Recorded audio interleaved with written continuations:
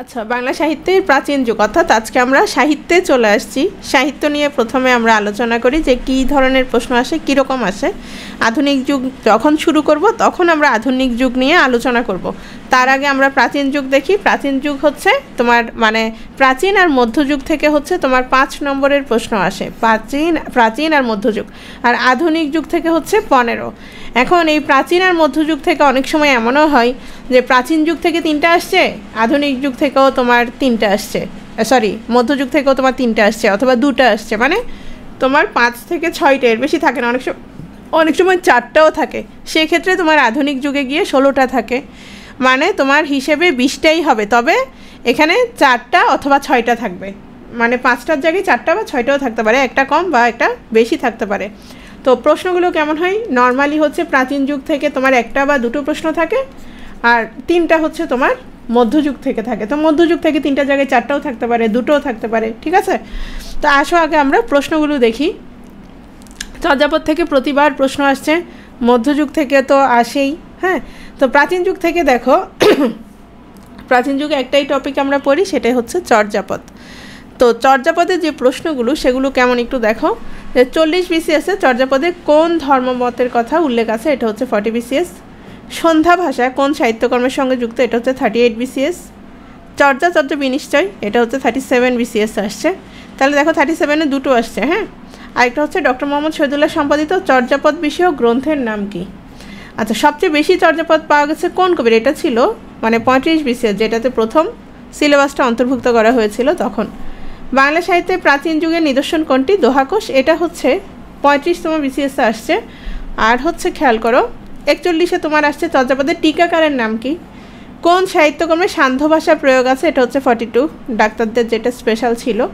43-এ একটু খেয়াল করো, 3টা প্রশ্ন আসছে। এই 43-এ তোমার 2টো প্রশ্ন খুবই সহজ ছিল। একটা প্রশ্ন ছিল রুখের তেঁতুলি কুম্ভীরে খায়, এই কথার অর্থ কি? হ্যাঁ, অর্থ আসছে। আর 44 BCS-এ খেয়াল করো, একটা প্রশ্নও নাই। এবং 44 BCS-এ তোমার 4টা তোমার মধ্যযুগ থেকে ছিল। হ্যাঁ, একটা প্রশ্নও ছিল না। চর্যাপদ থেকে প্রশ্ন আসলে কিন্তু ভালো। কেন ভালো?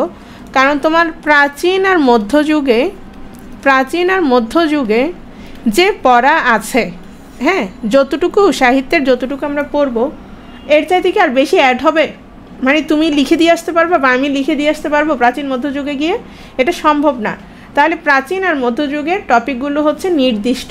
হ্যাঁ, এখানে বেশির কিছু নাই। আর আধুনিক যুগে হচ্ছে তোমার অসংখ্য তথ্য, লেখক বেশি, তোমার রাইটিংসগুলো বেশি, তারপর হচ্ছে তোমার নতুন নতুন লেখকের জন্ম হচ্ছে, নতুন বই প্রকাশিত হচ্ছে, এখানে অনেক বেশি তথ্য। কিন্তু প্রাচীন আর মধ্যযুগ থেকে যদি প্রশ্ন বেশি আসে, এটা ভালো তোমাদের জন্য। প্রাচীন আর মধ্যযুগ এমনভাবে পড়বা যেন এখান থেকে কোনোভাবেই প্রশ্ন মিস না হয়। কেন? কারণ আধুনিক যুগ থেকে তুমি অনেক পড়ার পরেও প্রশ্ন মিস হতে পারে, কমন নাও পেতে পারো। কিন্তু যদি তুমি প্রাচীন আর মধ্যযুগ ভালো করে পড়ো, তাহলে কি, এখন মাত্র শুরু হয়েছে রাফা, প্রাচীন আর মধ্যযুগ যদি ভালো করে পড়ো, তাহলে এখান থেকে কমন পাবা, এটা মোটামুটি নিশ্চিত। ঠিক আছে? তো চর্যাপদের তিব্বতী অনুবাদ প্রকাশ করেন কি? এটা হচ্ছে 45 BCS আসছে। তো আমি বারবার বলতেছিলাম যে এই প্রশ্ন যেহেতু আসে নাই, আসতে পারে। হ্যাঁ, এরপর আসো আমরা শুরু করে দিচ্ছি। প্রথমে আসো বাংলা সাহিত্যের যুগ বিভাগটা।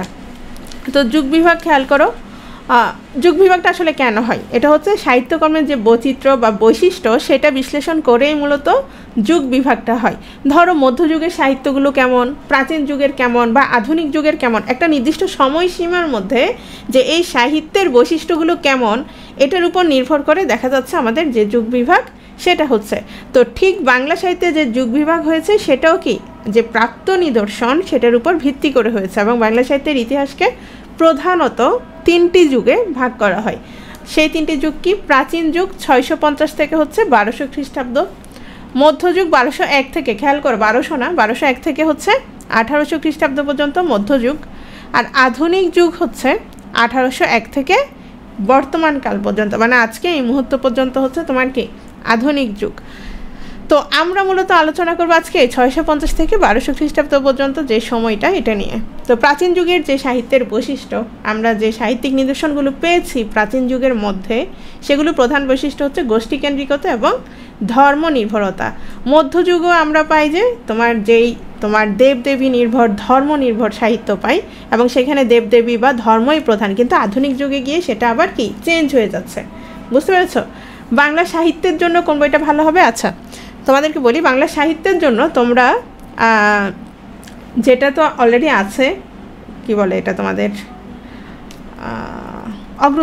অগ্রদূত তো তোমরা পড়তে পারো, যারা কিনেছো সেটা পড়তে পারো। এছাড়াও তুমি সাহিত্য কথা বইটাই নিতে পারো। সাহিত্য কথার মধ্যে তোমার সংক্ষেপে অনেক কিছুই দেওয়া আছে, বেশ ভালো বই। সাহিত্য কথা বইটাও নিতে পারো। আচ্ছা, তো এখানে যেটা বলছিলাম, প্রাচীন যুগের সাহিত্যের অলিখিত নিদর্শনগুলো কি কি খেয়াল করো। অলিখিত নিদর্শন এখানে আমরা বলেছি, যেহেতু প্রাচীন যুগের সাহিত্যের একমাত্র লিখিত নিদর্শন হচ্ছে চর্যাপদ, তাহলে বাকিগুলো কি? বাকিগুলো হচ্ছে, এটা একমাত্র কি লিখিত নিদর্শন। ওকে, তাহলে বাকিগুলো কি? সেটা হচ্ছে অলিখিত নিদর্শন ছড়া, রূপকথা, তারপর হচ্ছে প্রবাদ।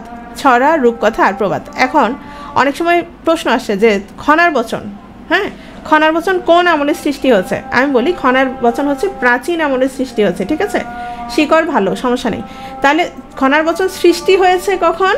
প্রাচীন যুগে, রাইট? সৃষ্টি হয়েছে কখন? প্রাচীন যুগে। এখন আসো, খনার বচন কি তখন লিখিত হয়েছে, লেখা হয়েছে? তখন কিন্তু লেখা হয়নি, আমরা লিখিত নিদর্শন কিন্তু পাচ্ছি না।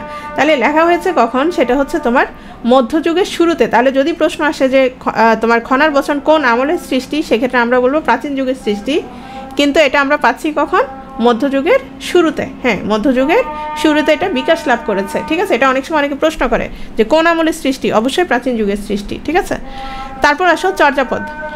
বাংলা ভাষা ও সাহিত্যের সবচেয়ে পুরনো নিদর্শন হচ্ছে চর্যাপদ। মানে আমরা এই যে বাংলা ভাষায় রচিত যে সাহিত্যগুলো পাচ্ছি, সেটা তোমার গল্প বলো, উপন্যাস বলো, কবিতা বলো, এর মধ্যে সবচেয়ে পুরাতন নিদর্শন, সবচেয়ে পুরনো নিদর্শন হচ্ছে চর্যাপদ। এর চাইতে প্রাচীন আমরা আর কিছু পাচ্ছি না, ঠিক আছে? চর্যাপদ হচ্ছে মূলত কতগুলো পদ বা কবিতা বা গানের সংকলন। তাহলে আমরা এখানে কি কি বলেছি? আমরা এখানে কবিতা বলেছি, গানের সংকলন বলছি। এবং তখনকার সময়ে আমরা এখন যেমন কবিতা আবৃত্তি করছি, এরকম করে কিন্তু কি আবৃত্তি করা হতো না, কবিতা গানের মতো করে কি হতো, গাওয়া হতো। তাই অনেকেই একে কি গানের সংকলন বলে, অর্থাৎ এটা হচ্ছে সাধন সঙ্গীত বলা হচ্ছে, ঠিক আছে? তাহলে প্রশ্ন আসতে পারে চর্যাপদ কি? তাহলে চর্যাপদ মূলত কি? চর্যাপদ আমরা বলতে পারি কি? চর্যাপদ গান, হ্যাঁ, গানের সংকলন, ঠিক আছে? তাহলে চর্যাপদ হলো বৌদ্ধ সহজিয়াদের সাধন সঙ্গীত, সাধনার জন্য যে সঙ্গীত, সেটাই হচ্ছে কি সাধন সঙ্গীত। কাদের? বৌদ্ধ সহজিয়াদের। তাহলে আমরা একটা ধর্ম সংশ্লিষ্ট একটা বিষয় পেয়ে গেলাম, সেটা হচ্ছে কোন ধর্মটা? সেটা হচ্ছে বৌদ্ধ ধর্ম, রাইট? তাহলে আসো, সহজিয়া কারা? সহজিয়া হচ্ছে একটা বিশেষ সম্প্রদায় যারা হচ্ছে সহজ পথে সাধনা করে। তো চর্যাপদে বৌদ্ধ ধর্মের তত্ত্বকথা বিবৃত হয়েছে, আমরা অলরেডি বলেছি, এবং চর্যাপদে সহজিয়াদের সাধন তত্ত্ব বিবৃত হয়েছে। গৌতম বুদ্ধের মৃত্যুর পর তার বাণী ও আদর্শ নিয়ে মতভেদ হয়, তখন তোমার বৌদ্ধ ধর্ম হীনযান এবং মহাযান এই দুটো নামে দুদল বিভক্ত হয়ে যায়, এবং মহাযান সম্প্রদায় আবার, যারা মহাযান সম্প্রদায় তারা আবার বজ্রযান এবং সহজযান এই দুটি ভাগে বিভক্ত হয়। এই সহজযান বৌদ্ধ সম্প্রদায়ের সাধনার সঙ্গীত হচ্ছে তোমার চর্যাপদ, ঠিক আছে? আসলে এগুলো যে খুব দরকার তা না, জাস্ট সহজযান কারা সেটার জন্য এই সহজযান বৌদ্ধ সম্প্রদায়ের সাধনার সঙ্গীত হচ্ছে তোমার চর্যাপদ। এবং বৌদ্ধ সিদ্ধাচার্যগণ তাদের ধর্মীয় রীতিনীতির নিগূঢ় রহস্য চর্যাপদে রূপায়ণ করেছেন। সহজিয়া মতের প্রবর্তক হচ্ছে মিতনাথ বা মৎস্যেন্দ্রনাথ। এখানে খেয়াল করো, 1882 সালে রাজেন্দ্রলাল মিত্র, আচ্ছা আমরা চর্যাপদটা কোথায় পেয়েছি? চর্যাপদ কিন্তু আমরা কোথায় পাইনি, আমরা বাংলাদেশে পাইনি। তাহলে কোথায় পেয়েছি? আমরা নেপালে পেয়েছি। কখন পেয়েছি? 1882 সালে রাজা রাজেন্দ্রলাল মিত্র নেপালে প্রাপ্ত সংস্কৃত ভাষা রচিত বিভিন্ন বৌদ্ধপুঁথির একটি তালিকা প্রস্তুত করেন। তাহলে তালিকাটা কে প্রস্তুত করেছিল? রাজা রাজেন্দ্রলাল মিত্র। এবং সেই তালিকাটার নাম কি ছিল? তালিকাটার নাম ছিল সংস্কৃত বুদ্ধিস্ট লিটারেচার ইন নেপাল। হ্যাঁ, মানে হচ্ছে তোমার নেপালে যেই সংস্কৃত ভাষায় যে পুঁথিগুলো প্রাপ্ত হয়েছিল সেগুলোর একটা তালিকা প্রস্তুত করেছিলেন কে? রাজা রাজেন্দ্রলাল মিত্র। এটা কত সালে? 1882 সালে। তো ওনার মৃত্যুর পরে, রাজেন্দ্রলালের মৃত্যুর পর তোমার ঢাকা বিশ্ববিদ্যালয়ে যখন প্রতিষ্ঠাকালীন চেয়ারম্যান মহামহোপাধ্যায় হরপ্রসাদ শাস্ত্রী, তখন ওই দায়িত্বটা দেওয়া হয়। দায়িত্বটা কী ছিল? দায়িত্বটা ছিল যে বাংলা, বিহার, আসাম, উড়িষ্যা অঞ্চলের পুঁথি সংগ্রহের দায়িত্ব দেওয়া হয়। এই দায়িত্বটা কার উপর ছিল? রাজেন্দ্রলাল মিত্রের উপর ছিল। পরের এই দায়িত্বটা দেওয়া হয় কাকে? হরপ্রসাদ শাস্ত্রীকে। তিনি কে ছিলেন? তিনি ছিলেন ঢাকা ইউনিভার্সিটির প্রতিষ্ঠাতা চেয়ারম্যান বাংলা বিভাগের, ঠিক আছে। তো খেয়াল করো, এই হরপ্রসাদ শাস্ত্রীর উপাধি ছিল মহামহোপাধ্যায়। এইটা একবার প্রশ্নটা আসছে যে হরপ্রসাদ শাস্ত্রীর উপাধি কি। ওনার উপাধি হচ্ছে মহামহোপাধ্যায়, এবং তিনি প্রাচীন বাংলার পুঁথির খোঁজে 4 বার নেপালে যান, 1897, 98, 1907 এবং 1922। 1922 তেমন ইম্পর্টেন্ট না, কারণ হচ্ছে 1907-এ একটা ঘটনা ঘটে গেছে। সেটা কি ছিল খেয়াল করো। 1907 সালে নেপাল ভ্রমণের সময় তিনি নেপালের রাজদরবারে গ্রন্থাগারে কিছু নতুন পুঁথির সন্ধান পান। কত সালে? 1907 সালে। কোথায়? এটা ইম্পর্ট্যান্ট, নেপালের রাজদরবারের গ্রন্থাগারে, রয়্যাল লাইব্রেরিতে, ঠিক আছে। তো পুঁথিগুলো কি কি ছিল, এখন আসো পুঁথিগুলো কি। আচ্ছা, স্লো পড়াতাম, ওকে। খেয়াল করো কি কি পড়েছি। চর্যাপদ হচ্ছে মূলত গান, রাইট। চর্যাপদ হচ্ছে মূলত গান, মানে সাধন সঙ্গীত। কাদের? বৌদ্ধ সহজিয়াদের। কাদের? বৌদ্ধ সহজিয়াদের, রাইট, বৌদ্ধ সহজিয়াদের। এখন এই চর্যাপদ আমরা কোথায় পেয়েছি?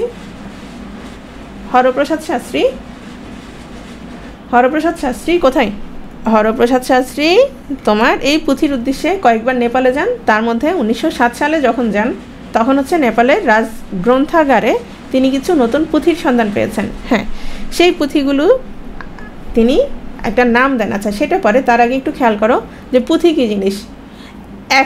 এখন আমরা যখন লিখি, তো সেই লেখাটা আমরা কি করি? হয় কম্পিউটারে টাইপ করি, এরপর হচ্ছে আমরা এটা প্রকাশনীর মাধ্যমে কি করি? আমরা এটা ছাপাই, রাইট, ওইটা ছাপাই। এখন আসো, তখন তো কি মুদ্রণ যন্ত্র ছিল? তখন মুদ্রণ যন্ত্র ছিল না। তো পুঁথি হচ্ছে মূলত হস্তলিখিত প্রাচীন গ্রন্থ। হস্তলিখিত প্রাচীন গ্রন্থ কি? তখন যেহেতু তোমার লেখা হতো না। আচ্ছা, ইম্পর্টেন্টগুলো ওকে, তুমি আচ্ছা তোমরা জাস্ট এদিকে খেয়াল করো। শোনো, আমি দ্রুত বা আস্তে যেভাবেই পড়ে না কেন তোমরা বুঝতে পারবা, খেয়াল করো। তো পুঁথি জিনিসটা কি, অনেকের হয়তো প্রশ্ন আসতে পারে যে পুঁথি জিনিসটা কি, বা নেপালে পুঁথি কীভাবে পেলো, বা সেটা কি একদম আসলটা কিনা, মানে যেটা কবিরা লিখেছে সেটা কিনা। না, যেটা কবিরা লিখেছে সেটা না। বিষয়টা হচ্ছে পুঁথি হচ্ছে তোমার হস্তলিখিত প্রাচীন গ্রন্থ। এখন যেরকম মুদ্রণ যন্ত্র আছে, তখন হচ্ছে মুদ্রণ যন্ত্র ছিল না। তো তখন যেহেতু মুদ্রণ যন্ত্র ছিল না, তাহলে কি করতো? যেই লেখাগুলো তোমার বিভিন্ন লেখক লিখাতো, তখন সেগুলো কি করতো? বিভিন্ন লিপিকর ছিল, যাদের পেশা ছিল তোমার এই পুঁথিগুলো, মানে এই লেখাগুলো নকল করা। হ্যাঁ, তারা হচ্ছে পারিশ্রমিকের বিনিময়ে পুঁথিগুলো নকল করত, এবং এই পুঁথিগুলো যখন নকল করতো তখন তাদেরকে বলা হতো লিপিকর, তাদেরকে লিপিকর বলা হতো। এবং এগুলো কিসের মধ্যে লেখা হতো? তোমার বিভিন্ন চামড়া, তারপর তেরেটপত্র, গাছের বাকল, কলা পাতা, তাল পাতা, এই প্রাকৃতিক উপাদানগুলোর সমন্বয়ে যে তোমার যেই তোমার বিষয়টা আবিষ্কৃত হতো, মানে এগুলো রোদে শুকিয়ে জলে ভিজিয়ে সিদ্ধ করে এগুলো লেখার উপযোগী করা হতো। তারপর সেখানে হচ্ছে এগুলো লিখতো। তো তখন হচ্ছে এগুলো তোমার পাণ্ডু বা ধূসর বর্ণের হতো, এবং বিভিন্ন এদের এগুলোতে কোনো রকমের কী লাগতো না? পোকা লাগতো না। আচ্ছা, মূল বিষয়টা হচ্ছে এই পুঁথিগুলোই হচ্ছে আমরা পেয়েছি, যেগুলো হচ্ছে বিভিন্ন লিপিকরেরা লিখেছে। ওকে, তার মানে এগুলো লুইপা, কান্নপা নিজেরা লিখেছেন, সেগুলো আমরা পেয়েছি, বিষয়টা তা না। এরকম পুঁথি পেয়েছেন কে? এরকম পুঁথি পেয়েছেন হচ্ছে রাজেন্দ্রলাল মিত্র পেয়েছে, নাকি হরপ্রসাদ শাস্ত্রী? কে পেয়েছে বলো? হরপ্রসাদ শাস্ত্রী পেয়েছে, ভেরি গুড, ওকে। আচ্ছা, তো পুঁথিগুলো কী কী ছিল খেয়াল করো। হ্যাঁ হ্যাঁ, হয়েছে। শোনো, পুঁথিগুলো কী কী ছিল খেয়াল করো। চর্য বিনিশ্চয়, সরহপাদের দোহা, কৃষ্ণপাদের দোহা, আর হচ্ছে ডাকান্ন পুঁথি। এই পুঁথিগুলো কত সালে পেয়েছে? 1907 সালে। কে পেয়েছে? হরপ্রসাদ শাস্ত্রী। কোথায় পেয়েছে? নেপালের তোমার রাজগ্রন্থাগারে, ঠিক আছে, রাজগ্রন্থাগারে। এতটুকু দরকার আসলে। এখন আসো এখানে খেয়াল করো তো, চর্য বিনিশ্চয়, এইটাই মূলত হচ্ছে তোমার কি? চর্যাপদ। এটাই মূলত হচ্ছে চর্যাপদ। এছাড়া আর কি পেয়েছে? সরহপাদের দোহা, কৃষ্ণপাদের দোহা, ডাকান্ন পুঁথি। এগুলো একটাও বাংলা ভাষায় লেখা ছিল না। এখন একটা প্রশ্ন আসছিল যে নিচের কোনটি তোমার প্রাচীন যুগের সাহিত্য? নিচের কোনটি প্রাচীন যুগের সাহিত্য? খেয়াল করো, সেখানে কিন্তু কি দেয় নাই? সেখানে কিন্তু চর্যাপদের কথা উল্লেখ করা নাই। চর্যাপদের কথা উল্লেখ করা নাই। ধরো এই 3টা পুঁথির যে কোনো একটা দিল, তাহলে সেটা প্রাচীন যুগের হবে না? সেটা প্রাচীন যুগের হবে কি না? সেটা অবশ্যই কি হবে? সেটা অবশ্যই প্রাচীন যুগ হবে। দোহা হচ্ছে তোমার একটা ছন্দ বিশেষ, এটা হচ্ছে 2 লাইনের চরণ বিশিষ্ট পদকে বলা হয় দোহা। এটা মূলত হচ্ছে তোমার হিন্দি আর হচ্ছে প্রাকৃত ভাষায় যেগুলো লেখা হতো, হ্যাঁ, সেগুলোকে, অর্থাৎ প্রাচীন বাংলা যে অপভ্রংশ এবং হিন্দিতে লেখা হতো মানে 2 লাইনের পদকে বলা হচ্ছে কি তোমার দোহা। ঠিক আছে, আচ্ছা নেক্সট আসো। ডক্টর হরপ্রসাদ শাস্ত্রী যখন এগুলো খুঁজে পান তখন তিনি এই 1000 বছরের পুরাণ বাঙ্গালা ভাষায় বৌদ্ধ গান ও দোহা, এটা অনেক ইম্পর্ট্যান্ট, এই নামে সম্পাদকীয় ভূমিকা সহ 1916 সালে বঙ্গীয় সাহিত্য পরিষদ থেকে তোমার প্রকাশিত হয়। এই 4টা একসাথে, যে 4টা পুঁথি তিনি একসাথে পেয়েছেন, এই 4টাকে একসাথে কী নামে প্রকাশ করেন?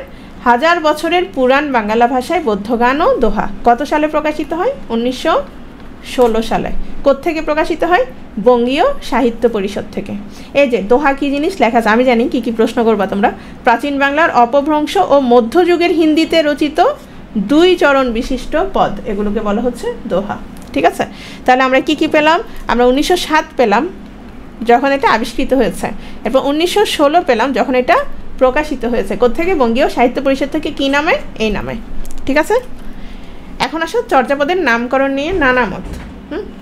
হরপ্রসাদ শাস্ত্রী যে পুঁথিটা আবিষ্কার করে সেটা মূল পুঁথি নয়, এটা আমি একটু আগেই তোমাদের বলেছি, সেটা ছিল কি পুঁথির নকল মাত্র। এবং মূল পুঁথিটি যেহেতু এই পর্যন্ত অনাবিষ্কৃত এবং মনে হয় না আর পাওয়া যাবে, সেই কারণে পরবর্তীকালে চর্যা পদাবলীর প্রকৃত নাম নিয়ে মানে তোমার পণ্ডিতদের মধ্যে বিতর্কের সৃষ্টি হয়। তো মুনিদত্তের মতানুসারে এটা তোমাদের আসতে পারে, যে কোনো একটা নামের আসতে পারে। তো মুনিদত্তের মতানুসারে চর্যার নাম হচ্ছে আশ্চর্য চর্যাচয়। আর নেপালে যে প্রাপ্ত পুঁথি ছিল সেই পুঁথিতে নাম ছিল চর্যাচর্য বিনিশ্চয়। এটা ইম্পর্ট্যান্ট। থাকতে পারে যে নেপালে প্রাপ্ত পুঁথিতে চর্যাপদের কী নাম ছিল?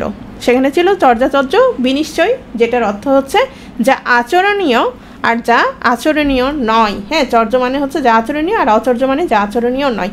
এই প্রশ্নটা একবার আসছিল।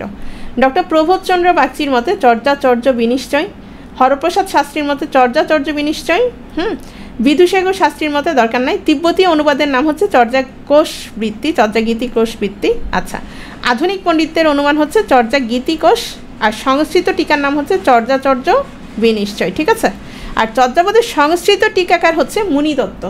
এইটা একটু সবাই খেয়াল করো। চর্যাপদের সংস্কৃত টিকাকার হচ্ছে মুনিদত্ত, মানে যে পুঁথিটা পাওয়া গিয়েছিল, হরপ্রসাদ শাস্ত্রী যে পুঁথিটা পেয়েছে চর্যাপদের, হ্যাঁ, সেই পুঁথিতে মুনিদত্ত নামের একজনের কি ছিল? টিকা ছিল। টিকাটা ছিল সংস্কৃত ভাষায় লেখা। টিকা কী জিনিস? ধরো ব্যাখ্যা করে দেয় না, আমরা ছোটোবেলায় যখন কবিতা পড়তাম, নিচে দিয়ে যে অর্থগুলো বুঝতাম না বা কঠিন শব্দ ছিল, এগুলো কিন্তু নিচে কী ছিল? টিকা ছিল, রাইট? মানে ব্যাখ্যা করে দিত। তো ওই ব্যাখ্যা ছিল, সংস্কৃত টিকা ছিল কার? মুনিদত্তের ছিল। এটা দেখো রিসেন্টলি হচ্ছে মুনিদত্তের নাম আসে নাই, মুনিদত্তের নাম আসতে পারে, যদিও এটা সহজ, সবাই পারবা। চর্যাপদ কি? চর্যা মানে জীবনযাপনের পদ্ধতি, আর পদ অর্থ হচ্ছে চরণ। আর বাংলায় যে চর্চা শব্দটা সেটা আসছে কি? চর্যা থেকে। ঠিক আছে, তাহলে চর্যাচর্য বিনিশ্চয় ছাড়া বাকি 3টা ছিল পশ্চিম অপভ্রংশ ভাষায় লেখা। ঠিক আছে, তাহলে এই চর্যাচর্য বিনিশ্চয় ছাড়াও এগুলো কি ছিল? এগুলো হচ্ছে পশ্চিম অপভ্রংশ ভাষায় লেখা। ঠিক আছে, এখন আসো রচনাকালটা কখন হতে পারে। রচনাকাল খেয়াল করো, বিভিন্ন গবেষকগণ এই পুঁথি রচনাকাল সম্পর্কে বিভিন্ন রকমের মতামত দিয়েছেন। ঠিক আছে, তো এর ভিতরে কিছু উল্লেখযোগ্য মতগুলো খেয়াল করো।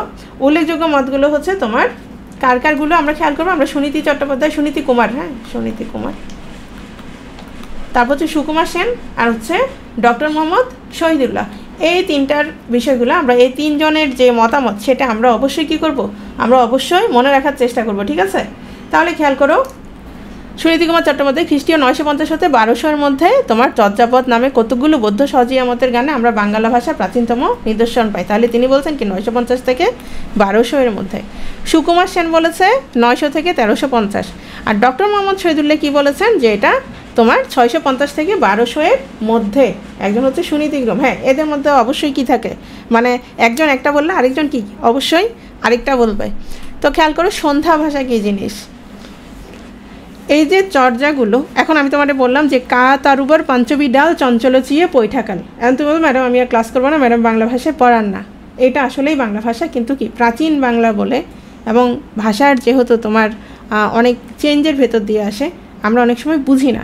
তো খেয়াল করো চর্যাপদের ভেতরে রয়েছে নানা ধরনের দুর্বোধ্য ভাব। কেন? আমরা একটু আগে কী বলেছিলাম? সহজিয়াদের আমরা কি বলেছিলাম?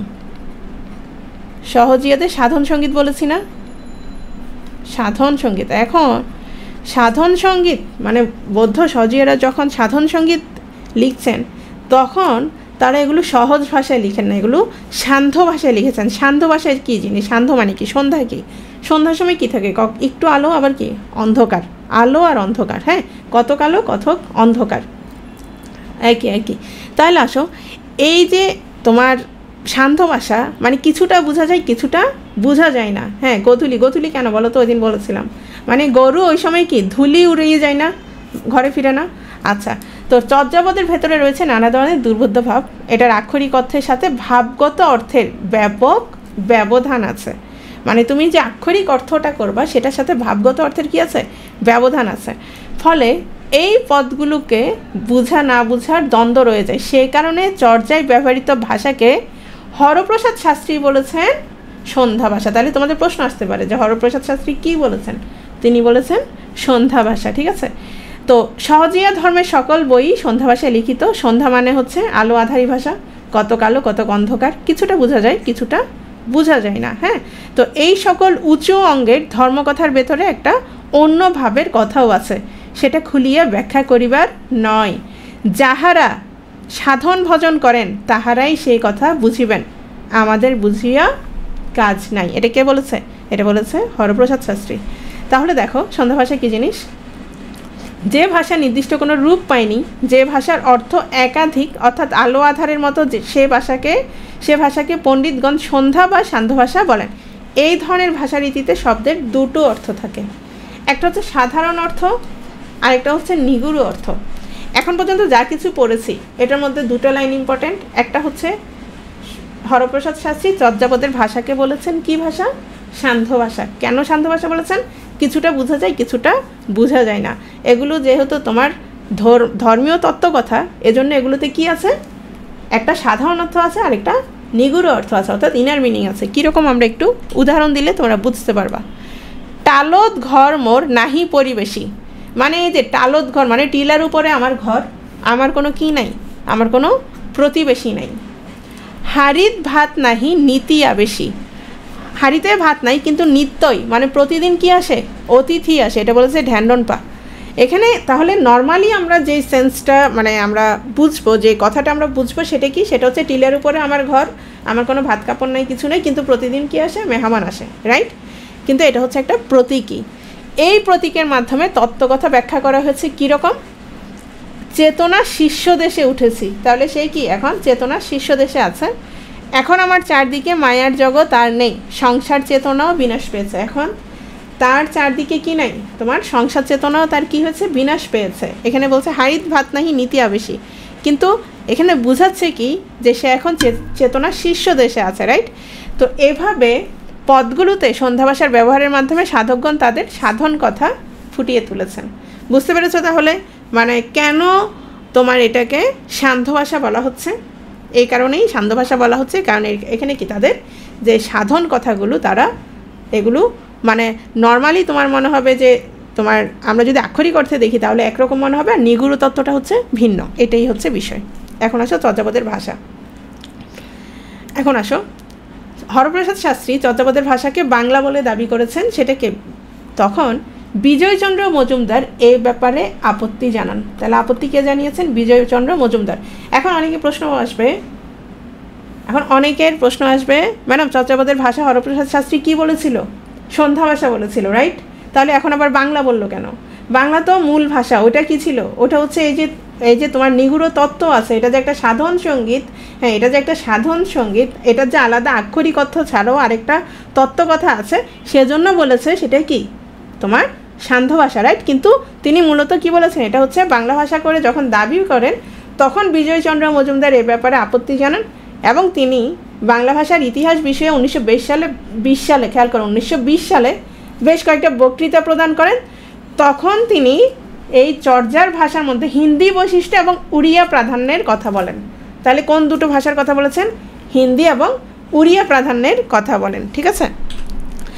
চর্যাপদের ভাষা বাংলা নয়, এ নিয়ে তাহলে প্রথম কে আলোচনা করেছেন? বিজয়চন্দ্র মজুমদার। বিজয়চন্দ্র মজুমদার কত সালে? 1920 সালে। কোন গ্রন্থে? History of the Bengali language গ্রন্থে। তাহলে এখন আসো আমরা কি কি পড়েছি। 1907 সালে, খেয়াল করো, 1907 সালে পাওয়া গেছে একসাথে 4টা, রাইট। এরপর হচ্ছে 4টা পুঁথি পাওয়া গেছে, তার মধ্যে চর্যা চর্য বিনিষ্ঠ যেটা, সেটা হচ্ছে বাংলা। 4টাকে একসাথে 1916 সালে কি বঙ্গীয় 1916 সালে বঙ্গীয় সাহিত্য পরিষদ থেকে কি প্রকাশিত হয়েছে। এরপর হচ্ছে আসো ডক্টর হরপ্রসাদ শাস্ত্রী চর্যাপদের ভাষাকে কি বলেছেন, সান্ধ্য ভাষা বলেছেন বা সন্ধ্যা ভাষা বলেছেন। এরপর যখন এটার ভাষা নিয়ে আলোচনা হতে শুরু করে, সর্বপ্রথম তোমার বিজয়চন্দ্র মজুমদার বলেন 1920 সালে, 1920 সালে চর্যাপদের ভাষা কি নয়, বাংলা নয়। দুটোই বলছেন। তাহলে 1920 সালে বলেছেন কি চর্যাপদের ভাষা বাংলা নয়। এখন আসো কেন, এটার কারণ কি। কারণ হচ্ছে একটা জিনিস খেয়াল করো, বাংলা কোত্থেকে, তোমার বাংলা ভাষার জন্ম কোত্থেকে হয়েছে, প্রাকৃত থেকে, রাইট, প্রাকৃত থেকে। তো একজনের মতো আবার একটা, যেমন শহীদুল্লাহর মতো হচ্ছে গরীয় প্রাকৃত, আর তোমার সুনীতি কুমারের মতো হচ্ছে মাগধী প্রাকৃত।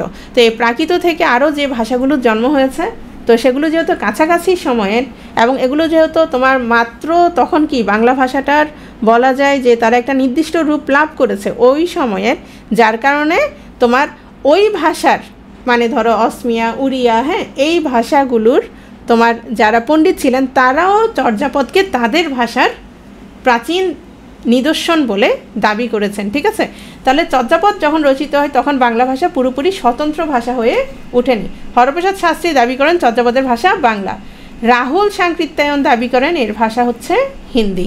একইভাবে বিভিন্ন ভাষার গবেষকবৃন্দ তাদের ভাষার সঙ্গে চর্যাপদের সম্পর্ক অন্বেষণ করেছেন এবং চর্যাপদকে নিজেদের মাতৃভাষার আদি নমুনা হিসেবে দাবি করেছেন। কেন? কারণ সেখানে অন্য ভাষারও কী ছিল, শব্দ ছিল।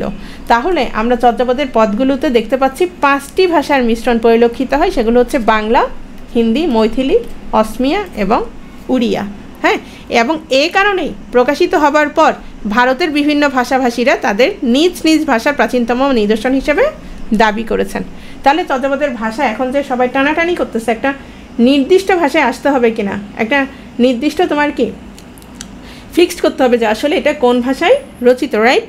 তাহলে তখন দেখো চর্যাপদের প্রথম ভাষাতাত্ত্বিক বৈশিষ্ট্য আলোচনা করেন ডক্টর সুনীতি কুমার চট্টোপাধ্যায় 1926 সালে, মানে প্রকাশিত হওয়ার কত বছর পর, 10 বছর পর। তার বিখ্যাত গ্রন্থ ODPL, origin and development of the Bengali ল্যাঙ্গুয়েজে। তাহলে আমরা কি পাচ্ছি, হ্যাঁ আমরাই জয়ী, ডাক্তার তারিক। তাহলে দেখো চর্যাপদের ভাষা প্রথমবারের মতো আমাদের কে বলল, ডক্টর সুনীতি কুমার চট্টোপাধ্যায়। কত সালে, 1926 সালে। কোন গ্রন্থ, ODPL। এটা খুব ইম্পর্ট্যান্ট, এটা আসতে পারে, ঠিক আছে।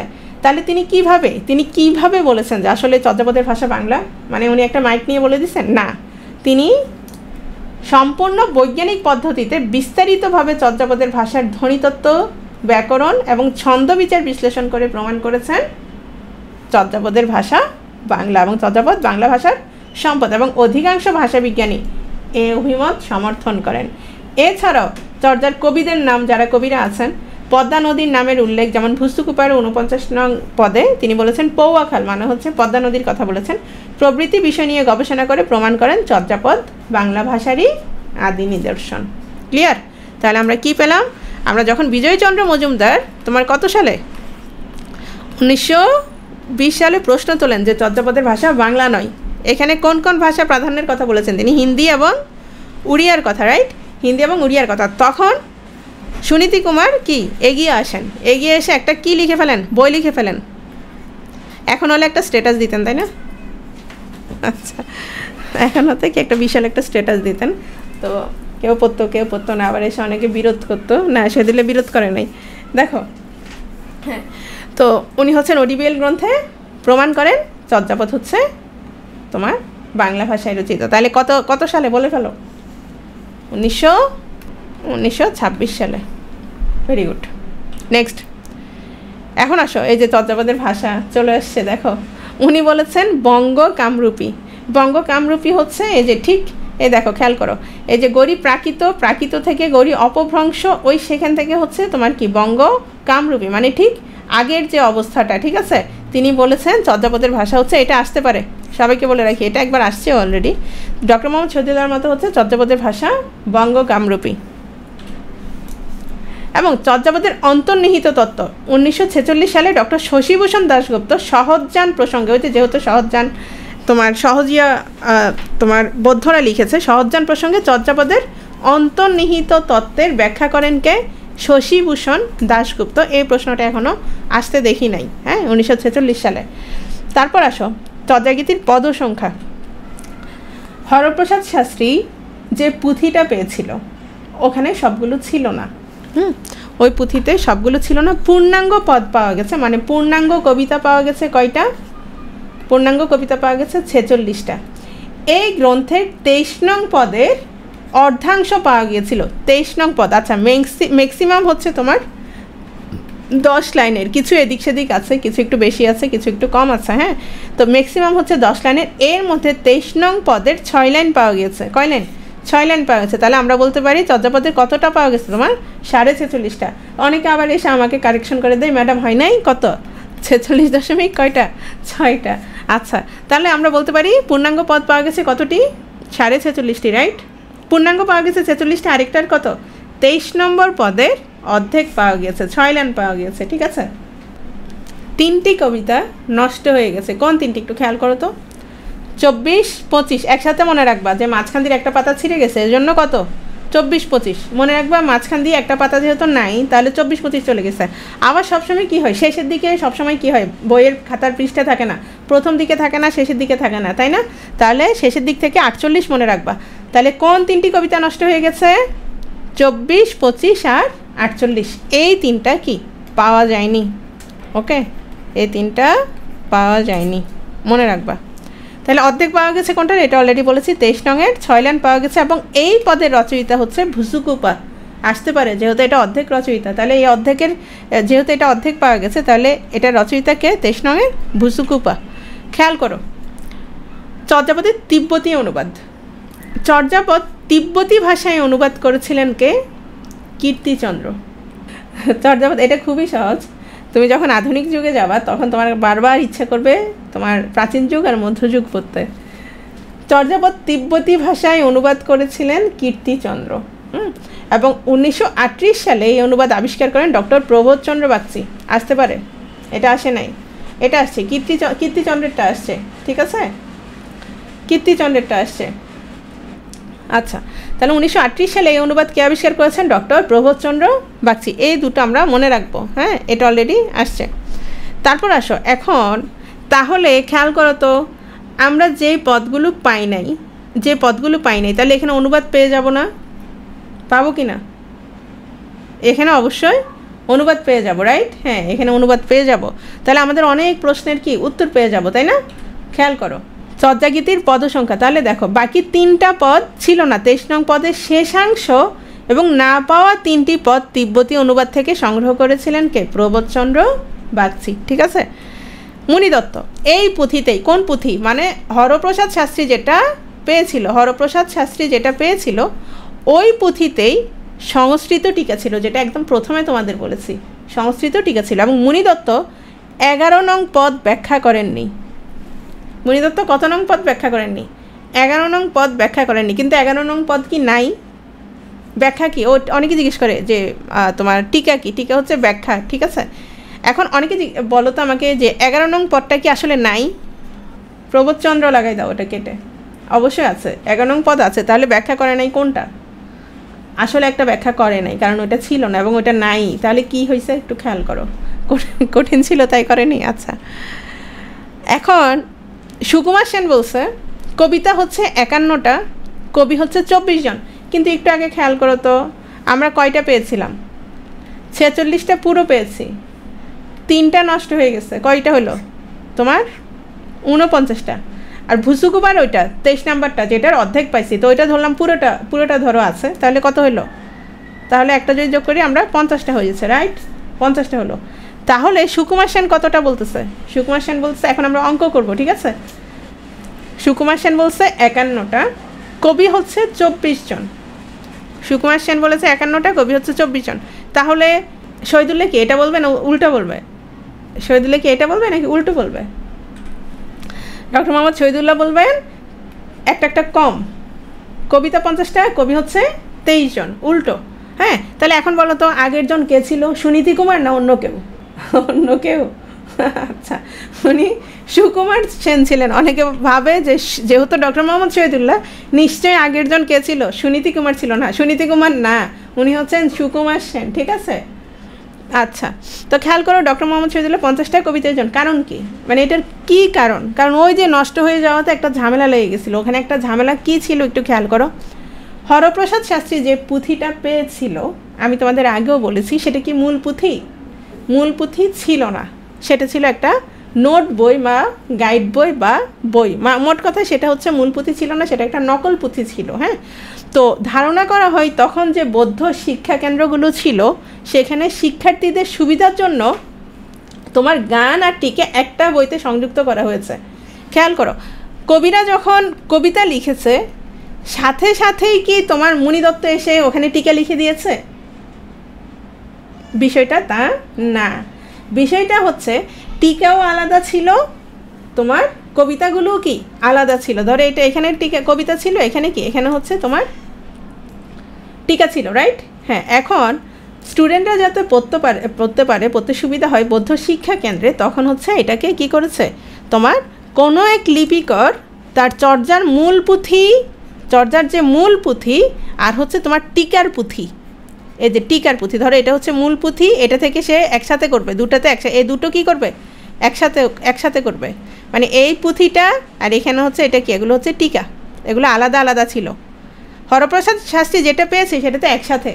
এখন আসো, যখন একসাথে করবে তখন সে যখন মূল পুঁথি দেখলো, মূল পুঁথিতে দেখলো যে 10 নম্বর একটা কবিতা আছে, 10 নং পদে একটা কবিতা আছে। সেটা কার? সেটা হচ্ছে লারিডম্বিপার। সেটা হচ্ছে কার? সেটা লারিডম্বিপার। ওকে, এটা হচ্ছে 10 নং পদ, লারিডম্বিপার। এখন টিকা কিন্তু মণি দত্তের ওই টিকাটা ছিল না। এখন সে কি লিখেছে জানো? সে লিখেছে লারিডম্বিপাদানাম সুনেত্তাদি চর্যায় ব্যাখ্যা নাস্তি। মানে লারিডম্বিপা যে কবিতাটা লিখেছে, যে পদটা লিখেছে, সেটার কোনো কি নাই, ব্যাখ্যা নাই। বলেছে লারিডম্বিপা যে কবিতাটা লিখেছে 10 নং পদের পরে লেখা, মানে 10 নং পর্যন্ত সব ঠিকঠাক, 10 নং পর্যন্ত তোমার কবিতাও আছে, সাথে কি আছে, টিকাও আছে। এখন 10 নংয়ের পরে সে লিখেছে লারিডম্বিপাদানাম সুনেত্তাদি চর্যায় ব্যাখ্যা নাস্তি। মানে হচ্ছে 10 নং পদের কোনো কি নাই, লারিডম্বিপা রচিত 10 নং পদের ব্যাখ্যা নাই। তো ব্যাখ্যা নাই, তাহলে তুই লারিডম্বিপার নামটাও না লিখতি, ঝামেলা কি চুকে যাইতো। কিন্তু সে কী করলো, লারিডম্বিপার নামটা লিখে দিচ্ছে, কিন্তু কবিতাটা আর রাখে নাই। ব্যাখ্যা নাই যেহেতু, সে কবিতাও রাখে নাই। এই জন্য ধারণা করা হচ্ছে মূল পুঁথিতে আরও একটা পদ বেশি ছিল, যেটা কোথায় নাই, যেটা হরপ্রসাদ শাস্ত্রী যেটা পেয়েছে সেটাতে নাই। ক্লিয়ার কিনা, বুঝতে পেরেছো কিনা তোমরা? মানে হরপ্রসাদ শাস্ত্রী যে পুঁথিটা পাচ্ছে সেখানে লারিডম্বিপার নাম আছে, কিন্তু লারিডম্বিপার কোনো কি নাই, কবিতা নাই। আচ্ছা, বুঝো নাই? হাই কি বলে, খেয়াল করো। এই কথা থেকে স্পষ্টত প্রতীয়মান হয় যে আবিষ্কৃত পুঁথির লিপিকর যে টিকার পুঁথি দেখে অনুলিপিটা তৈরি করেছিলেন, সেখানে 10 নং পদের পরের পদটি টিকা লেখা ছিল না। যদিও পদের পুঁথিটিতে 10 নং পদের পরে লারিডম্বিপা রচিত একটি পদ ছিল, কিন্তু টিকা না থাকায় সেটি আবিষ্কৃত চর্যার পুঁথিতে সংযুক্ত করা হয়নি। এর থেকে বোঝা যায় চর্যার মূল গ্রন্থে তো অন্তত আরও একটি পদ ছিল, যার রচয়িতাকে লারিডম্বিপা। বুঝতে পেরেছো বিষয়টা? সে অনুসারে চর্যাপদের পদ সংখ্যা কতটি? 51টি। তারপর আসো হরপ্রসাদ শাস্ত্রী। দেখো 1907 সালে হরপ্রসাদ শাস্ত্রীর যে আবিষ্কৃত চর্যাপদ পাওয়া গিয়েছিল সেখানে সংখ্যা ছিল 46.5টি, যার পদকর্তা কতজন? 22 জন। পদকর্তা কতজন? 22 জন। কিন্তু সংস্কৃত টিকাকার মুনি দত্তের টিকায় 24 জন পদকর্তার নাম পাওয়া গিয়েছিল। সেদিক থেকে 2 জনের কোনো পদ পাওয়া যায়নি। সেই 2 জনকে তন্ত্রীপা আর লারিডম্বিপা। কে? তন্ত্রীপা আর লারিডম্বিপা। কিন্তু হরপ্রসাদ শাস্ত্রীর মৃত্যুর পর 1938 সালে ডক্টর প্রবোধচন্দ্র বাগচি চর্যাপদের একটি তিব্বতী অনুবাদ আবিষ্কার করেন, যেখানে তোমার 25 নং পদের পদকর্তা হিসেবে আমরা কার নাম পাই? তন্ত্রীপার নাম পাওয়া গেল, লারিডম্বিপার কোনো পদই পাওয়া যায়নি। একটু খেয়াল করো তো। তাহলে আমরা খেয়াল করো তো, 25 নং পদ আমরা বলেছি না, 24, 25 আর হচ্ছে 48, এই 3টা আমরা পাইনি। তো এর মধ্যে তোমার 25টা আমরা অবশেষে কি ও সবগুলোই আমরা অবশেষে পেয়ে গেছি এবং বুঝে গেছি 25 কার ছিল, 25 ছিল তন্ত্রীপার। তো শেষ পর্যন্ত আমরা বুঝতে পারি, আমরা শেষ পর্যন্ত বাকিদের সমস্যা হয় না কেন, বাকিদের এই ধরো 24 আর 48 নিয়ে সমস্যা হয় না কেন জানো, কারণ তাদের নামে আরও কবিতা ছিল, বুঝতে পেরেছ? তাহলে 25 নং তন্ত্রীপার ওই একটাই ছিল কবিতা, যার কারণে আমরা বুঝতে পারি না যে তন্ত্রীপা আসলে কত নম্বরটা লিখেছে, সে কি 24 লিখেছে না 25 লিখছে না 48 লিখছে। পরে আমরা বুঝতে পেরেছি আমরা 25 নংটা কে তন্ত্রীপা লিখেছিল, সেটা কোথায় পেয়েছে আমরা তিব্বতী অনুবাদে। তাহলে খেয়াল করো তো, এই যে হরপ্রসাদ শাস্ত্রীর যে টিকাটা পেয়েছিল, মানে যে পুঁথিটা পেয়েছিল, সেখানে 24 জন পদকর্তার নাম পাওয়া গিয়েছিল। তাহলে 24 জন পদকর্তার মধ্যে খেয়াল করো ডক্টর মোহাম্মদ শহীদুল্লাহ কতজন বলেছে বলো তো? 23 জন, রাইট? তাহলে আমরা তন্ত্রীপা সহ 23 জন পাচ্ছি কি না? 23 জন পাচ্ছি, 23 জন পদকর্তা পাচ্ছি। এবং লাইডম্বিপা যদি কোনো পদ না লিখে 50 জন হচ্ছে কি না? 50 হচ্ছে। ওকে, এখন আসো লাইডম্বিপা সহ সুকুমার সেনের মতে, সুকুমার সেন লাইডম্বিপা সহ 24 জন হচ্ছে কি না? হচ্ছে। লাইডম্বিপা যদি একটা পদ লেখে, ওই যে 10 নম্বর পদটা, সরি 11 নম্বর পদটা যদি লিখে থাকে, তাহলে কতজন? কয়টা? 51টা। বুঝতে পারছো এবার সুকুমার কেন এটা বলছে আর শহীদুল্লাহ কেন এটা বলছে? ক্লিয়ার? তাহলে চর্যাপদে মোট 24 জন কবির নাম পাওয়া যায়, ঠিক না? লাইডম্বিপা সহ একজন কবির পদ পাওয়া যায়নি, তার নাম কি? তার নাম হচ্ছে লাইডম্বিপা। সেই হিসেবে পদ প্রাপ্ত কবির মোট সংখ্যা কতজন? 23 জন। 10 নং পদের পরে বলছি। চর্যাপদের রচনাকাল খেয়াল করো, পাল আমলে চর্যাপদের পদগুলো লেখা শুরু হয় এবং 7ম থেকে দ্বাদশ শতাব্দীকাল জুড়ে এগুলো লিখিত হয়। এই খেয়াল করো তো, পাল আমলে কারা ছিল? তারা কি ছিল? বৌদ্ধ না? বৌদ্ধ কি না? কীভাবে মনে রাখবা তোমরা যারা কি জানো বাংলাদেশ বিষয়াবলী যারা পড়ো, তারা প্রথমে কীভাবে মৌর্য, রাইট? আগে পড়বা কি? মৌর্য, তারপর হচ্ছে গুপ্তর পরে কি? গুপ্তর পরে হচ্ছে শশাঙ্ক বেশি দিন ছিল না। শশাঙ্কর পরে কি? মাৎসন্যায়, রাইট? শশাঙ্কর পরে কি? মাৎসন্যায়ের পরে কি? পালের পরে কি? সেন। এই সিরিয়াল যদি মনে না রাখো বাংলাদেশ বিষয়াবলী মনে থাকবে না। তো খেয়াল করো, প্রথমে মৌর্যদের মধ্যে তোমার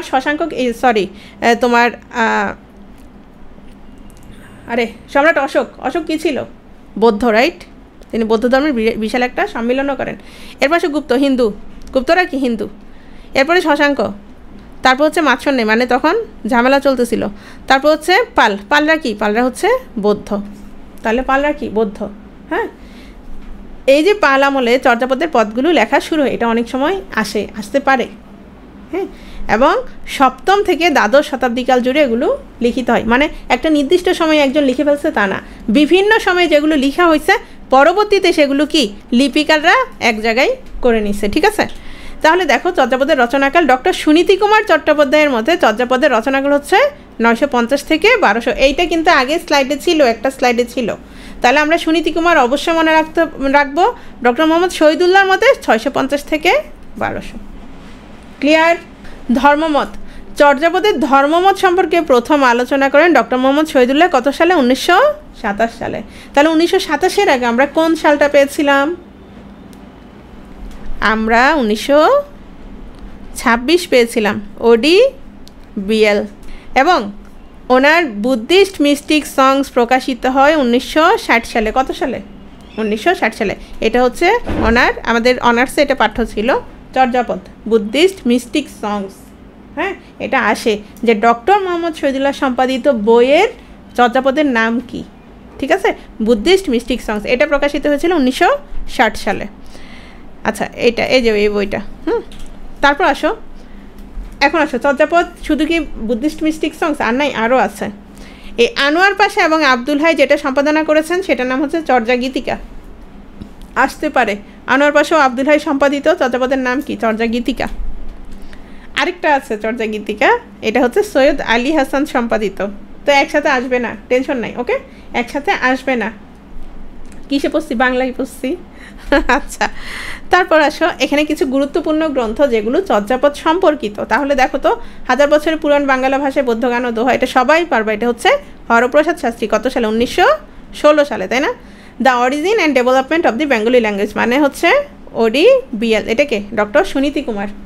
বুদ্ধিস্ট মিস্টিক সংস, তাহলে এটাকে, এটা হচ্ছে ডক্টর মোহাম্মদ শহীদুল্লাহ, রাইট? আর এখানে দুটো চর্যাপদের নাম আছে, এটা মনীন্দ্রমোহন বসু, অতীন্দ্র মজুমদার, আসবে না? History of the Bengali people, doctor Nihar Ranjan Roy. তারপর history of ancient Bengal, Rameshchandra Majumdar. Charya Gitika, Anwar Pasha Abdul Hai, যেটা একটু আগে বলেছি। আর নতুন চর্যাপদ, এটা হচ্ছে তোমার সৈয়দ মোহাম্মদ শাহেদ। চর্যাপদের ছন্দ, চর্যাপদ মাত্রাবৃত্ত ছন্দে রচিত। কোন ছন্দে রচিত? মাত্রাবৃত্ত ছন্দে রচিত। খেয়াল করো সবাই। উল্লেখযোগ্য কবি: লুইপা, কাহ্নপা, ভুসুকোপা, সবরপা, সবরীপা, সরহপা, সবরীপা, লাইডম্বিপা, বিরূপা। আচ্ছা, এগুলোর দরকার নাই, হ্যাঁ, আমরা অন্য কিছু পড়ি। এই যে কবিদের নামের শেষে আমরা যে পা বলছি, সেটা কেন? যেহেতু তারা পদকর্তা ছিলেন, পদ রচনা করতেন, হ্যাঁ, এজন্য পদ থেকে পাদ, সেখান থেকে পা, এবং দুটি কারণে নামের শেষে পা দেওয়া হতো: পদ রচনা করতেন বলে এবং সম্মান বা গৌরব সূচক কারণে। আর কাহ্নপা, খেয়াল করো তো, চর্যাপদের সবচেয়ে বেশি পদ রচনা করেছেন কাহ্নপা। তার কবিতা হচ্ছে কতটি? 13টি। সর্বোচ্চ কবিতা, খেয়াল করো, চর্যাপদের দ্বিতীয় সর্বোচ্চ কবিতা। আচ্ছা, এখানে একটা প্রশ্ন করি। চর্যাপদের সবচেয়ে বেশি পদ রচনা করেছেন কাহ্নপা, তার কবিতা হচ্ছে 13টি, হ্যাঁ।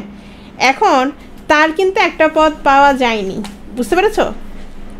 খেয়াল করো, তার কিন্তু একটা পদ পাওয়া যায়নি। তাহলে যদি বলা হয় যে তোমার কাহ্নপা রচিত প্রাপ্ত পদ সংখ্যা যদি বলে, তখন কি বলবা? তখন বলবো 12টি। কেন? কারণ হচ্ছে 24 নং পদ যে আছে না, 24 নং পদ, এই 24 নং পদটা কার ছিল? কাহ্নপা। এখন আসো, কেন 12টা? শোনো, আমরা পেয়েছি বাংলায় কি পেয়েছি? আমরা বাংলায় পাইনি, রাইট? বাংলায় পাইনি আমরা। ওটা কিসে? তিব্বতী অনুবাদ পেয়েছি, রাইট? আমরা কিন্তু বাংলায় শেষ পর্যন্ত পাই নাই। আচ্ছা, একটা জিনিস মনে রাখবা, আমরা কয়টা পাই নাই? 24, 25 আর হচ্ছে 48, তাই না? তাহলে 24 হচ্ছে তোমার কাহ্নপার, 25 হচ্ছে কার? তন্ত্রীপার, এটা আমরা সবাই জানি, তন্ত্রীপার। আর 48 যেটা, সেটা হচ্ছে কুক্কুরিপার, ঠিক আছে? আচ্ছা, এরপর আসো সর্বোচ্চ কবিতা। দ্বিতীয় সর্বোচ্চ কবিতা রচনা করেছেন ভুসুকুপা, ওনার হচ্ছে 8টা। চর্যাপদের তৃতীয় সর্বোচ্চ কবিতা রচনা করা হচ্ছে সরহপা, ওনার হচ্ছে 4টা। চর্যাপদের চতুর্থ সর্বোচ্চ কবিতা রচনা করেছেন কুক্কুরিপা, ওনার হচ্ছে 3টা, ঠিক আছে? তাহলে 2টি করে কবিতা লিখেছে 3 জন কবি। তারা কে? লুইপা, একদম প্রথমটা কিন্তু ওনার, এই যে 1 নং পদ, 1 আর 29, সবরপা আর হচ্ছে শান্তিপাড়া, 2টো করে, আর বাকিরা 1টা করে। তাহলে একটা জিনিস খেয়াল করো, যে পদগুলো পাওয়া যায়নি সেগুলোর রচয়িতা আসতে পারে, যেহেতু আসে নাই এরকম করে, হ্যাঁ।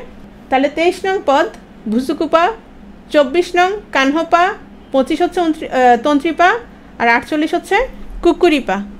এখানে এই 4টা ইম্পর্ট্যান্ট। কাহ্নপা রচিত পদ সংখ্যা কতটি? 13টি। প্রাপ্ত পদ সংখ্যা কতটি? 12টি, বুঝতে পেরেছ? তারপর ভুসুকুপা 8টা তৈরি করেছে, 8টা রচনা করেছে। পেয়েছি কয়টা? 6.5টা, 7.5টা। কেন?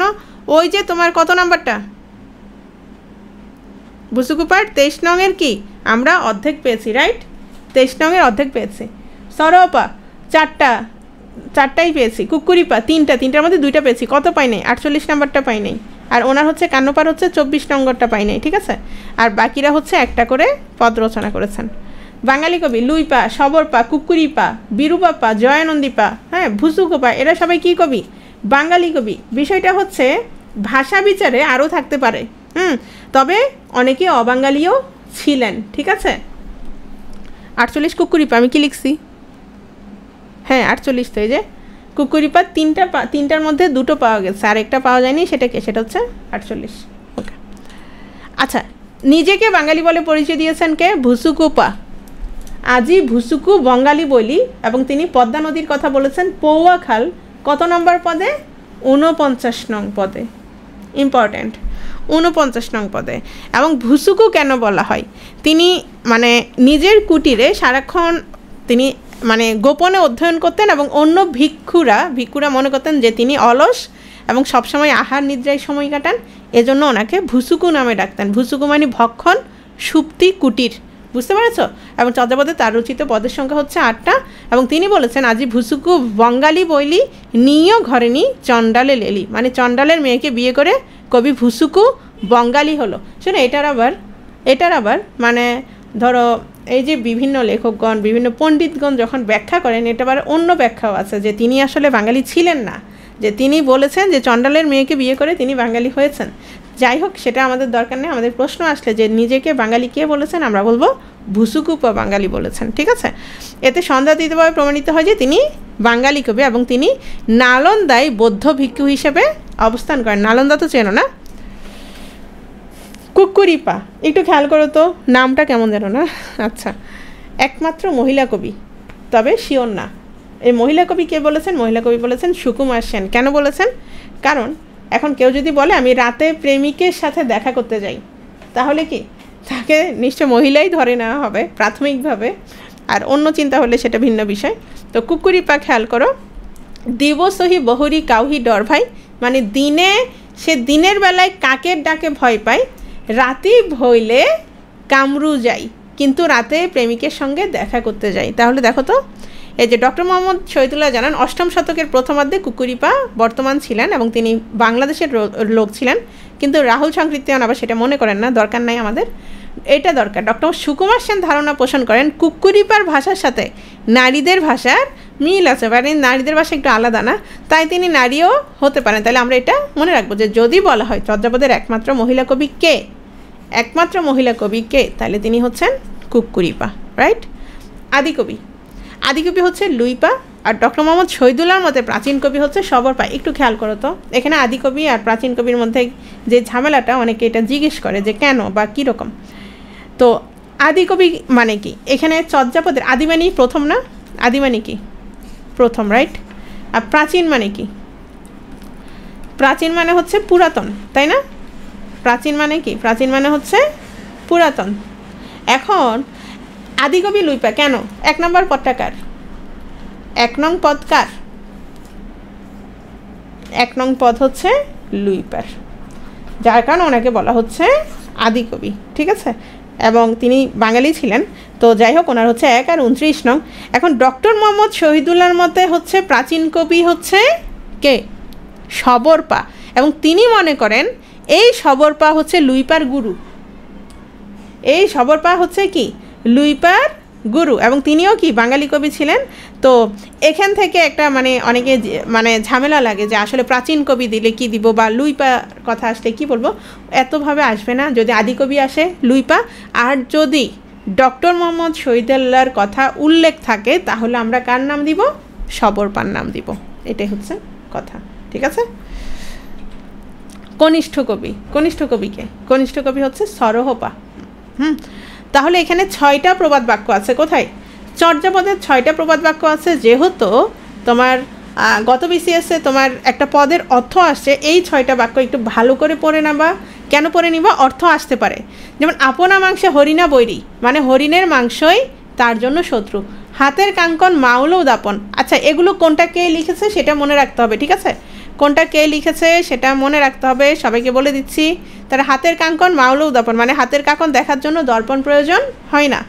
হাড়িত ভাত নাহি নীতিয়া বেশি, মানে হাড়িতে ভাত নেই অথচ প্রতিদিন প্রেমিকরা এসে ভিড় করে।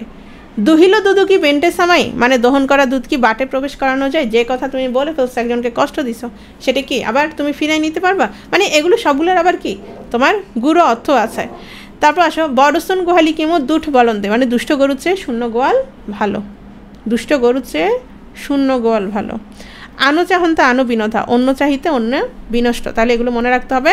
চর্যাপদের ইংরেজি ভাষায় অনুবাদ করেন হচ্ছেন পল্লীকবি জসিমউদ্দিনের কন্যা হাসনা মদুদ, মানে তোমার মদুদ আহমেদ, বিএনপির যে মদুদ আহমেদ ছিল ওনার ওয়াইফ। অনুবাদ গ্রন্থের নাম মিস্টিক পোয়েট্রি অফ বাংলাদেশ, আসার সম্ভাবনা নাই।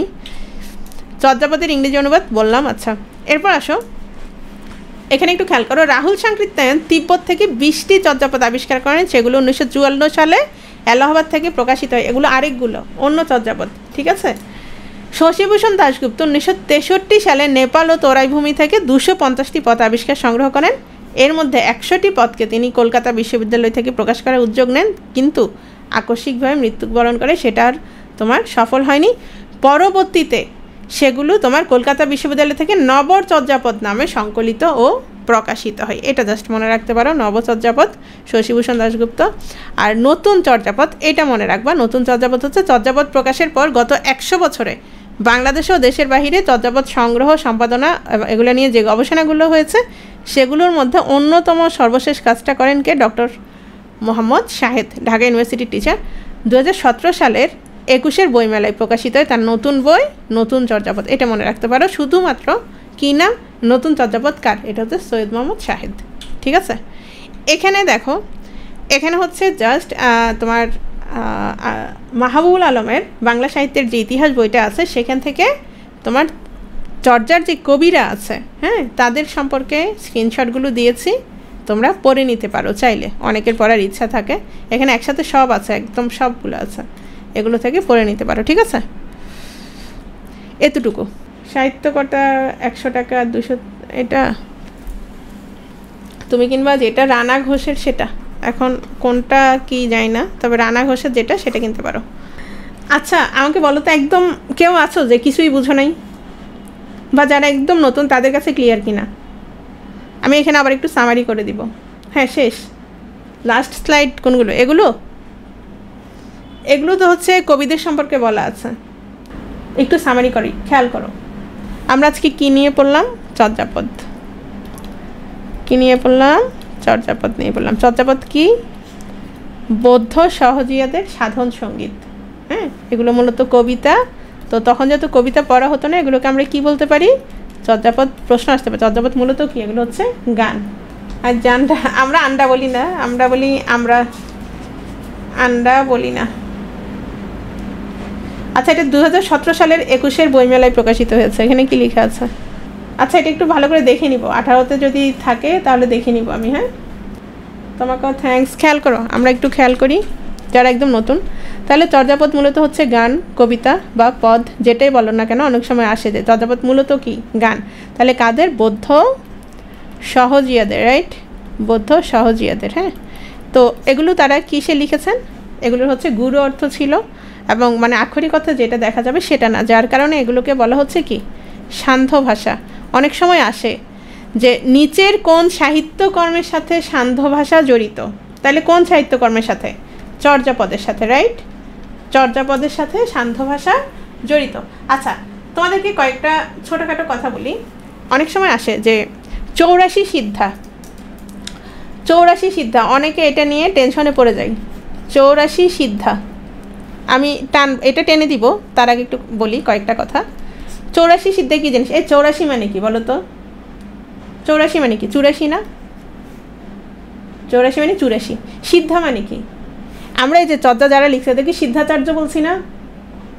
চর্যা যারা লিখছে এদেরকে কি বলছি? সিদ্ধাচার্য বলছি, রাইট? সিদ্ধা। এই 84 সিদ্ধা মানে 84 সিদ্ধা।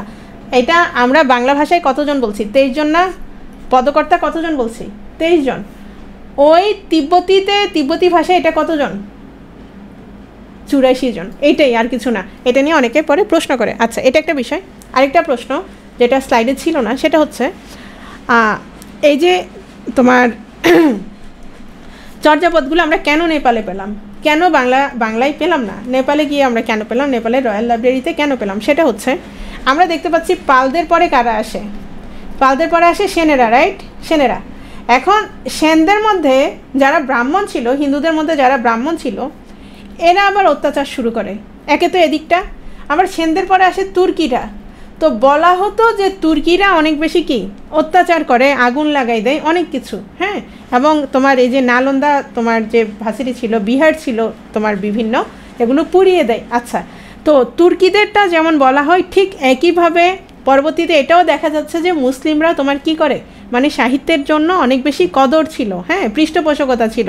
তখন দেখা যায় যে না, সেনেরাও কি করে, সেনদের মধ্যে যারা ব্রাহ্মণ ছিল তারাও কি করে অত্যাচার করে। আবার এই কারণেও ধারণা করা হয় যে তাদের এই যে নিগুড় অর্থগুলো ব্যাখ্যার জন্য তারা এরকম কি তোমার আক্ষরিক অর্থ মানে এরকম সান্ধ্য ভাষাটা প্রয়োগ করে থাকে। এবং এই কারণে যে সেনদের অত্যাচারে, মানে ব্রাহ্মণ যারা, তাদের অত্যাচারে, তুর্কিদের অত্যাচারে তারা যে পালিয়ে যায়, তারা বিভিন্ন জায়গায় গিয়ে তোমার আশ্রয় নেয়, নেপালে, তিব্বতে, যার কারণে গিয়ে আমরা চর্যাপদটা কোথায় পাচ্ছি, তোমার নেপালে পাচ্ছি। তো অনেক সময় প্রশ্ন থাকতে পারে সেন তুর্কি নিয়ে অনেকে ঝামেলা করে, সেনদেরও এখানে ঝামেলা আছে, তুর্কিদেরও কারণে যায়, দুটোই। তাহলে এখানে তোমার দুটো অপশন একসাথে থাকবে না, সেন থাকলে সেন দিবা, তুর্কি থাকলে তুর্কি দিবা, ঠিক আছে? সেন থাকলে সেন দিবা, তুর্কি থাকলে তুর্কি দিবা। আচ্ছা, তো খেয়াল করো, নালন্দা কিন্তু আবার শুরু হয়েছে, তাই না? এবং অমর্ত্য সেন ওটার তোমার ছিল, ভিসি ছিল, রাইট? আচ্ছা, সান্ধ্য ভাষা, তাহলে বৌদ্ধ সহজিয়ারা যেগুলো লেখে এগুলোতে আমরা দেখতে পাচ্ছি সান্ধ্য ভাষা, এবং হরপ্রসাদ শাস্ত্রী এগুলো পাওয়ার পরে এগুলোর নাম দিয়েছে কি, এগুলো বলেছে এগুলো সান্ধ্য ভাষা, তাই না? আবার একই সাথে কি বাংলা ভাষাও বলেছেন যে বাংলা ভাষায় রচিত, এবং কী কারণে সান্ধ্য ভাষা কেমন সেটা আমরা তোমাদের দেখিয়েছি। এখন আসো, এগুলোতে আমরা কয়টা পুঁথি ছিল? 4টা পুঁথি ছিল, চর্যা বিনিশ্চয়, তারপর হচ্ছে সরবপাদের দোহা, কাণ্ডপাদের দোহা, তাই না? তো এই 4টার মধ্যে তোমার চর্যা বিনিশ্চয় শুধুমাত্র কিসে ছিল? বাংলায় লেখা ছিল, রাইট? এই 4টাকে একসাথে 1916 সালে বঙ্গীয় সাহিত্য পরিষদ থেকে কী নামে প্রকাশ করা হয়? 1000 বছরের কী নামে বলো, কারো কি মনে আছে? Very good. তাহলে এখানে কি শুধু চর্যাপদটা ছিল নাকি? এই যে 1000 বছরের পুরাণ বাংলায় বৌদ্ধগান ও দোহা, এখানে কি শুধু চর্যাপদ ছিল? না, এখানে 4টাই ছিল, এখানে 4টাই ছিল। তো আসো, এরপর 1916 সালে প্রকাশিত হওয়ার পরে এটাতে হচ্ছে সবাই তোমার বিভিন্ন মতামত প্রকাশ করে, এবং তোমার উড়িয়া, অসমিয়া এরাও বলতে থাকে যে এটা ওদের ভাষার প্রাচীন নিদর্শন। তখন তো বিজয়চন্দ্র মজুমদার সর্বপ্রথম বলে যে চর্যাপদ বাংলা ভাষায় রচিত নয়। কত সালে? 1920 সালে। বিজয়চন্দ্র মজুমদার এই কথা বলার পরে ডক্টর সুনীতি কুমার এগিয়ে আসে প্রমাণ করার জন্য যে না, চর্যাপদ বাংলা ভাষায় লেখা, এবং সেটা তিনি প্রমাণ করেন কোন গ্রন্থে? ODBL গ্রন্থে। কত সালে? 1926 সালে। 1926 সালে। তাহলে অনেক সময় প্রশ্ন আসতে পারে যে চর্যাপদের ভাষাতাত্ত্বিক বৈশিষ্ট্য নিয়ে কে আলোচনা করেন? ডক্টর সুনীতি কুমার। কত সালে? 1926 সালে। কোন বইয়ে? ODBL-এ গেল। এখন আসো, 1926-এর পরে আমরা যে প্রশ্নটা বেছে, আচ্ছা এখানে আরেকটা, যেমন ডক্টর শহীদুল্লাহ তখন কি বলেন যে চর্যাপদ হচ্ছে বঙ্গ কামরূপী। তারপর আসো 1927 সালে ডক্টর মোহাম্মদ শহীদুল্লাহ চর্যাপদের তোমার ধর্মতত্ত্ব নিয়ে আলোচনা করে, রাইট? চর্যাপদের ধর্মতত্ত্ব নিয়ে 1927 সালে। এরপরে 1927 সালের পরে আমরা কত সাল পাচ্ছি? 1907 সালে ধর্মতত্ত্ব পাচ্ছি। তারপরে এখানে আমরা গুরুত্বপূর্ণ যে কবি সাহিত্যিক তাদের কবিদের নিয়ে আমরা মূলত এখানে আলোচনা করেছি। কারা সবচেয়ে বেশি পদ রচনা করেছে? হচ্ছে কান্নপা। সবচেয়ে বেশি পদ রচনা করেছে হচ্ছে কত? কান্নপা, 13টা। 13টার মধ্যে আমরা পেয়েছি কয়টা? আমরা পেয়েছি হচ্ছে 12টা। কেন? কারণ আমরা মূল পদ কতটা পেয়েছি? যেই তোমার পুঁথিটা ছিল সেখানে 46.5টা ছিল, 46.5টা ছিল। কোনটা কোনটা পাই নাই? 24, 25, 48 পাই নাই, আর 23-এর অর্ধেক পাই নাই। 23-এর অর্ধেক পাই নাই, এজন্য আমরা 46.5টা বলেছি। 23-এর 6 লাইন পেয়েছি 10 লাইনের মধ্যে, এজন্য আমরা বলেছি 46.5টা। ঠিক আছে? আচ্ছা, পরবর্তীতে আমরা আবার এগুলো পাই কোথায় পাই? একটা তিব্বতী অনুবাদ থেকে পাই। ওই তিব্বতী অনুবাদটা কে করেছিল? কীর্তিচন্দ্র করেছিল। তিব্বতী অনুবাদটা কে করেছিল? কীর্তিচন্দ্র। আর তিব্বতী অনুবাদটা আবিষ্কার করেছিল কে? প্রবোধচন্দ্র বাগচি। প্রবোধচন্দ্র বাগচি, ঠিক আছে? এবং সেখান থেকে আমরা পরবর্তীতে বুঝতে পারি যে 25 নং পদটা কে লিখেছেন? তন্ত্রীপা লিখেছেন। হ্যাঁ, যদিও আমরা বাংলায় পাই নাই, কিন্তু আমরা কিসে পেয়েছি? সেটা আমরা তিব্বতী অনুবাদে আমরা পেয়েছি। বুঝতে পেরেছ? তারপর চর্যাপদের মধ্যে আমরা তোমার প্রবাদ বাক্য পাচ্ছি কয়টা?